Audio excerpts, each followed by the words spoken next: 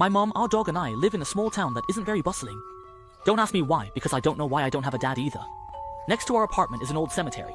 And similarly, I don't know why my mom chose to move here. At home, it's just my mom and me.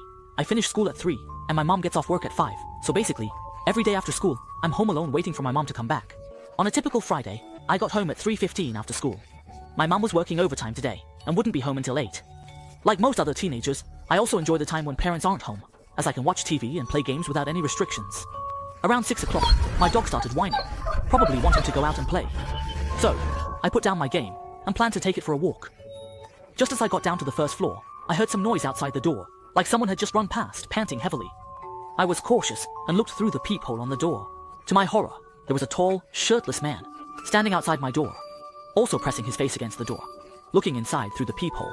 The man appeared to be around 40 or 50 years old, with a thick beard, and wearing large glasses. This person was definitely up to no good, and since I was alone at home, with the kitchen right next to the door, I grabbed a knife for self-defense, and shouted for him to get lost. He didn't argue, or bang on the door. Instead, he walked away expressionlessly. I waited until 7:30, thinking it should be safe, so I took the dog out for a walk, and soon reached the cemetery near our apartment. Having lived here for so long, I had actually gotten used to it, and didn't find the cemetery scary. Even at night, because I often walked the dog here in the evenings. But today felt a bit different. I kept feeling like someone nearby was watching me. My dog also perked up its ears, staying very alert, and eventually even stopped moving forward, barking continuously in the direction of the cemetery. It said that dogs have sharp eyes, so I thought it saw something unclean. I timidly glanced over, and it turned out to be that bearded man who had lingered in front of my house before.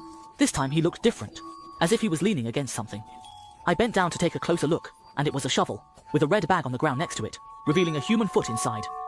Could this be a pervert who digs up graves to steal corpses? I suddenly felt a chill down my spine. It noticed me, but instead of stopping what it was doing, it gave me a sinister smile, picked up the shovel, and continued digging as if I didn't exist. I quickly grabbed the dog and ran home. When I got home, my mom had just returned as well. I told her what happened, and she called the police. However, after a thorough investigation, the police found nothing, except for a few empty graves where the bodies had been dug up.